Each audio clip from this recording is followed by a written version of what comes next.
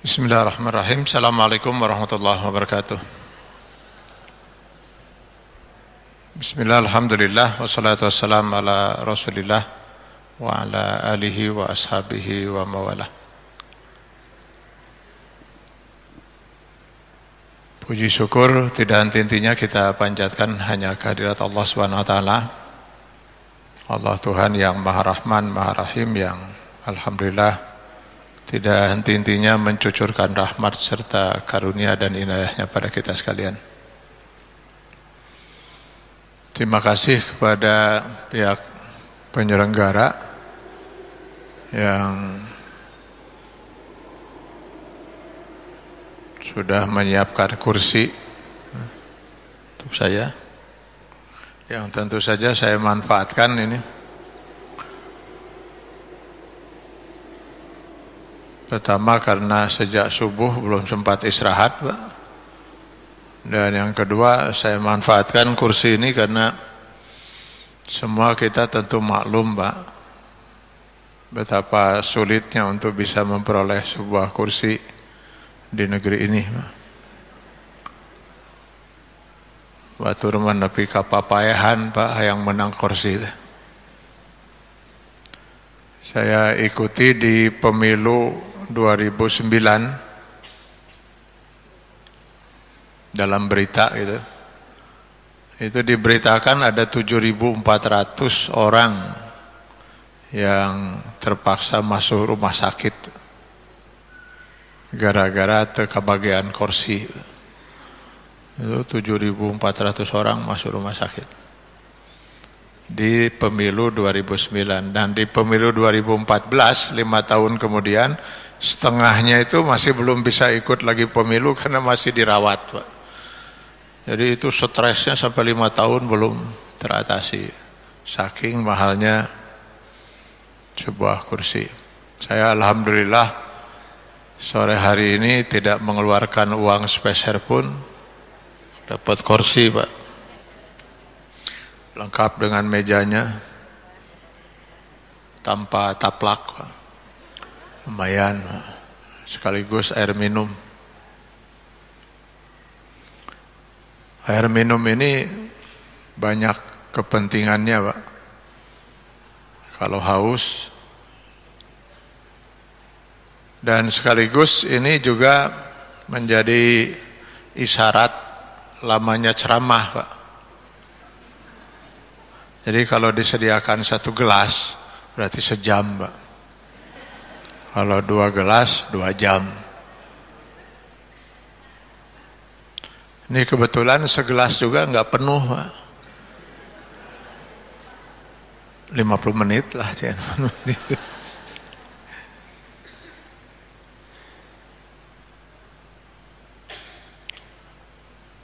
Bapak-bapak dan ibu-ibu serta saudara-saudara sekalian, ini sebenarnya hanya intermezzo saja, Pak. Intinya sebenarnya saya ingin minta maaf karena duduk di kursi ini, posisi duduk saya jadi lebih tinggi dari bapak-bapak dan ibu-ibu sekalian. Sebenarnya nama jujur kararagok gitu. Asa keur disunatan.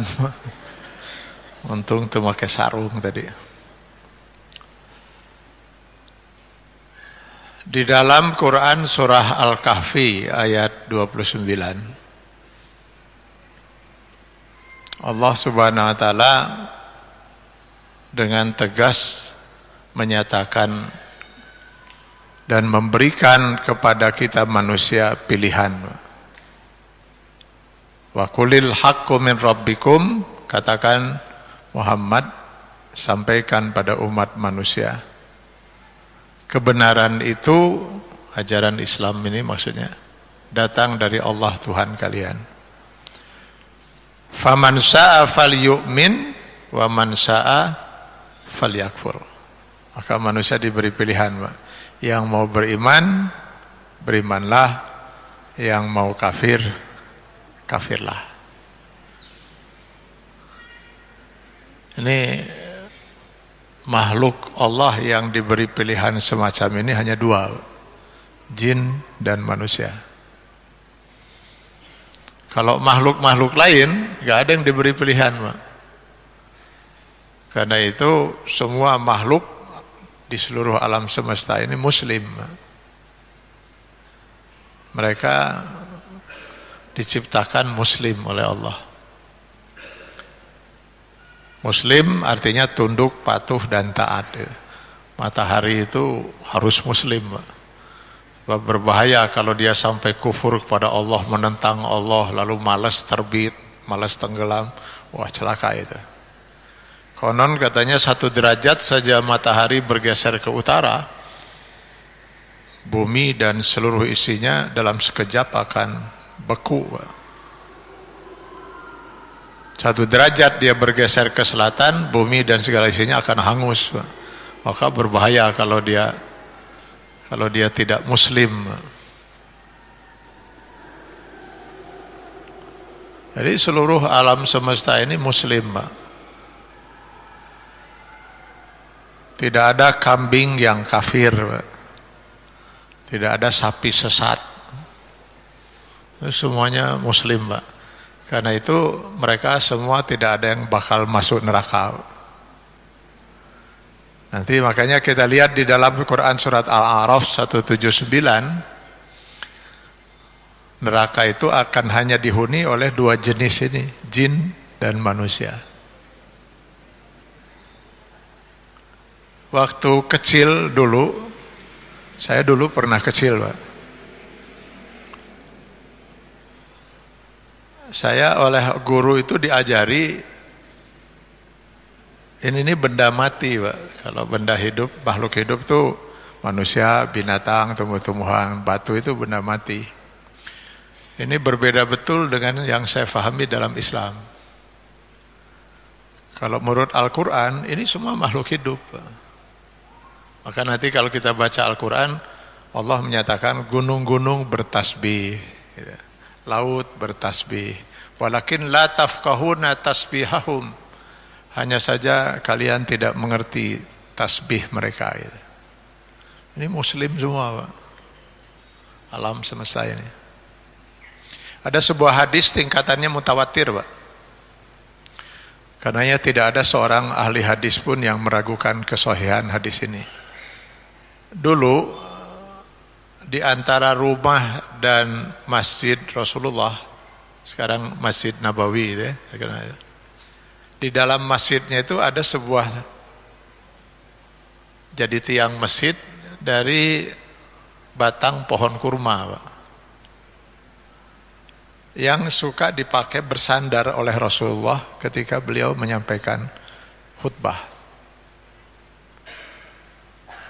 Suatu ketika para sahabat mengatakan pada Rasul, apa enggak sebaiknya kami buatkan mimbar khusus? Mimbar ini ya, semacam ini. Jadi kalau di Arab biasanya ada tangga untuk naik ke mimbar. Di kita juga ada beberapa mimbar seperti itu.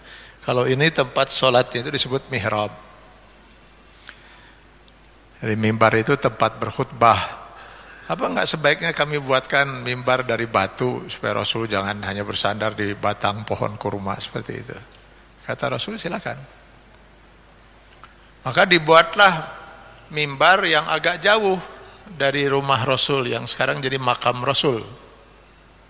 Setelah mimbar itu selesai, Rasul pun kemudian berkhutbah di situ. Di hari pertama beliau berkhutbah, semua yang hadir itu mendengar. Bingung mereka, ada suara tangisan bayi, ada yang mendengar suara rintihan anak himar, anak keledai. Pokoknya suasananya sedih-sedih gitu. Mereka bingung dari mana sumber suara itu. Akhirnya mereka semua tertuju pada batang pohon kurma itu. Rupanya batang pohon kurma itu menangis karena 2 alasan. Pertama, dia tidak akan pernah lagi dipakai bersandar oleh Rasulullah SAW. Yang kedua, nah ini yang kadang-kadang membuat kecut hati saya, Pak. Dia menangis karena dengan Rasulullah SAW berkhutbah di mimbar itu, dia tidak akan pernah lagi bisa mendengar firman Allah dengan jelas tatkala Rasul menyampaikannya. Yang kedua ini yang kadang-kadang membuat, aduh ya Allah, betapa hinanya diri saya gitu. Batang kurma menangis karena tidak bisa mendengar firman Allah dengan jelas. Kita kadang-kadang di TV sedang dibacakan Al-Quran, buru-buru ganti channel gitu.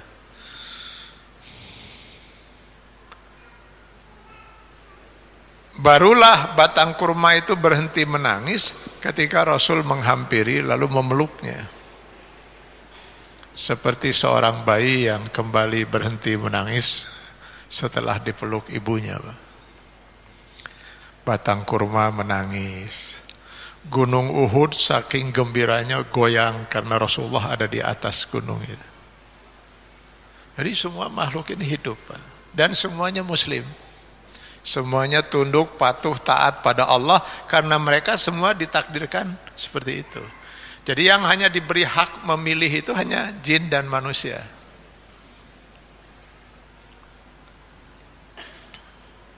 Jika manusia memilih kafir, tidak mau beriman pada Allah yang menciptakannya, maka bebaslah dia sebebas-bebasnya, Pak. Allah tidak pernah memberi aturan kepada orang yang kafir, Pak. Silahkan baca di dalam Al-Quran dan hadis. Nggak akan pernah kita temukan satu ayat misalnya Allah menyatakan ya yuhal kafirun aqimus sholat. Orang kafir dirikan sholat, tidak ada. Atau ya yuhal kafirun kutiba alaikumusiyam. Tidak ada, Pak. Maka orang kafir itu bebas, silahkan berbuat apapun, kata Allah. Resiko tinggal tanggung nanti di akhirat gitu. Jadi manusia itu hanya pilihannya hanya satu di antara dua. Kalau tidak beriman, kafir. Kalau tidak kafir, ya mukmin, Pak. Tidak ada pilihan ketiga, Pak. Tidak ada istilah rada mukmin. Ya alhamdulillah lah saya geus rada mukmin itu. Lebarnya saya kunon rada kafir seetik. Nggak ada, Pak. Nggak ada istilah itu, Pak. Maaf ini mungkin agak kurang enak ini contoh dari saya. Sama dengan istilah begini, rada gelo, Pak. Maksudnya naon rada gelo teh? Nya teu gelo-gelo teuing lah gitu. Rada ieu mah. Tapi gelo yang geus gitulah. Pokoknya rada kafir teh kafir gitu. Ngan teu kafir teuing gitu. Nah, ketika seorang itu memilih beriman, maka dia sudah tidak punya lagi kebebasan lagi, Pak. Dia harus segera mengislamkan dirinya. Islam itu artinya tunduk, patuh, taat, Pak. Orang yang mengislamkan dirinya itu disebut muslim. Maka orang mukmin dia harus muslim, harus menyerahkan dirinya untuk diatur oleh Allah sepenuhnya.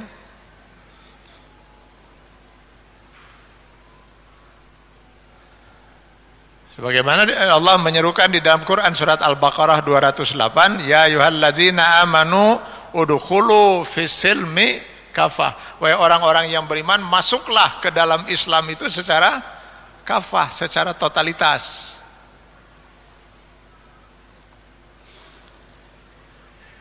Jadi tidak bisa seorang mengaku mukmin lalu hanya mengimani sebagian aturan Allah atau ingin hanya mengislamkan dirinya dalam satu hal tapi tidak dalam hal yang lain itu. Kalau tidak mau diatur oleh Allah, tidak mau muslim sepenuhnya, jangan milih mukmin. Milih kafir saja bebas itu. Kalau milih mukmin, ya dia harus muslim itu.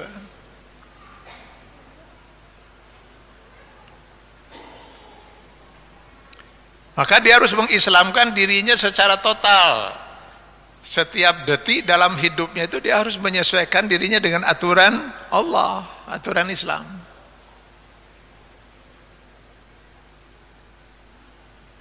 Karena yang nanti bakal dimintai oleh Allah pertanggungjawaban di akhirat bukan hanya sekedar sholat, zakat, saum, haji saja, tapi seluruh kehidupan dia per detik.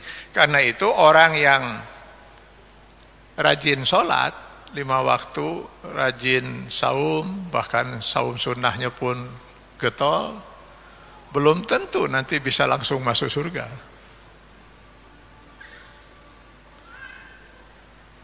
Sangat populer sekali hadis yang diriwayatkan oleh Imam Ahmad bin Hambal dalam musnadnya. Suatu ketika ja'a rajulun ila Rasulillah, pernah datang seorang mengadu kepada Rasul. Inna fulanah tuzkaru min kasrati solatiha. Ada seorang wanita, kata si laki-laki yang ngadu ke Rasul ini.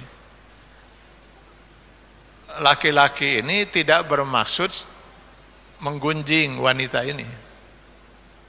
Dia menceritakan tentang wanita ini, ingin tahu segi hukumnya dari Rasulullah SAW. Walaupun dengan niat itu dia tidak mau menyebut nama wanita ini. Dalam bahasa Arab, kalau kita tidak mau menyebut nama seseorang, maka kita menyebutnya dengan istilah sipulan. Hanya kalau dalam bahasa Arab sipulan itu untuk laki-laki. Kalau perempuan harus pakai tak marbutah ujungnya, sipulana. Jadi boleh nggak kita membicarakan keburukan seseorang? Boleh, Pak. Kalau memang kita membicarakan keburukan orang itu dengan maksud agar kita mengambil pelajaran supaya kita jangan melakukan kesalahan yang sama. Tapi nama orang itu jangan disebut. Ada seorang ibu, aduh eta akhlakna goreng patutna ampun. Mudah-mudahan kita jangan sampailah punya akhlak seburuk itu. Ibu saha? Pokoknya nama ayah welah, gak akan saya sebut namanya. Nya jadi penasaran cenah kasayana. Moal bejaan. Nah, kalau sudah tidak disebut namanya, jangan juga disebut identitas yang lain. Ya sudahlah, gak usah sebut namanya. Tapi masih sa-RW dengan kita. Sa-RW. Oh, sa-RW. Sa-RT. Tuh. Berarti lamun teu sa-RT berarti RT 2-nya lain. RT 3-nya lain. Opatnya paling nya. Terus aja dipapayan gitu kan. RT 4. RT 4 mangan 2 jalan, jalan anu jeung jalan etanya lain. Oh, berarti jalan anu nya cenah jalan eta. Nah, ada jalan eta mangan pondok atungan 25 imah. Maksud ibu yang di awal jalan lain, rada tengahnya henteu. Berarti nu di ujung atuh ari kitu mah nya cenah. Nah, panu di ujung mangan 2 cenah mun teu nu katuhu nu kenca lain. Berarti nu katuhu atuh kitu mah nya. Eta nu pagerna hejo nya eta. Atuh eta mah si ibu eta nya. Atuh keur naon teu disebut ngaranna ari identitasna mun dijelas kitu gitu. Niciga nu solehna teh. Maka Rasul pun tidak bertanya kepada sahabat yang mengadu itu, siapa wanita itu, tidak. Rasul hanya bertanya, ada apa dengan wanita yang kamu maksudkan itu? Tuzkaru min kasrati solatiha wa sadaqatiha wa siyamiha. Wanita ini dikenal di masyarakat kita Rasulullah karena banyak solatnya, banyak sedekahnya, banyak saumnya. Artinya di samping solat yang wajib, saum yang wajib, zakat yang wajib, dia banyak melakukan saum-saum sunnah, solat sunnah, dan bersedekah. Kalau mau dicari tandingannya di masyarakat kita nggak akan ketemu Rasulullah. Wanita sehebat itu. Saking hebatnya ibadah wanita ini, Aisyah radhiyallahu anha istri Rasulullah sempat menduga, kalau boleh saya menduga ini wanita mesti ahli surga. Tentu saja Aisyah dan sahabat yang bertanya patut terkejut ketika Rasul yang tidak mungkin berbicara hal ini kecuali wahyu dari Allah menyatakan, sayang, innaha finnar, wanita ini kelak di akhirat tempatnya adalah neraka jahanam. Kok bisa gitu Rasulullah? Betul, ibadah sholat, saum, sedekahnya luar biasa, mungkin tidak ada tandingannya di masyarakat ini, tetapi dosanya jauh lebih luar biasa lagi. Sehingga kalau nanti ditimbang, dihisab, di mizan, maka dosanya itu akan mengalahkan timbangan amalnya. Masuklah dia dalam kategori yang wa amma man khaffat mawazinuhu fa ummuhu hawiyah. Gerangan apa dosa yang pernah dia lakukan Rasulullah? Sehingga begitu berat dosa itu untuk diimbangi oleh ibadah sholat, saum, sedekah yang sedemikian. Jawab Rasul, tu'zi jiraniha bilisaniha. Dia sering menyakiti hati tetangganya karena lidahnya yang tidak bisa diam itu. Menyakiti hati tetangga dengan lidah. Itu dosa itu terlalu besar untuk diimbangi oleh ibadah yang sebanyak itu. Bagaimana kita menganggap urusan Islam ini hanya sholat, saum, haji, Pak?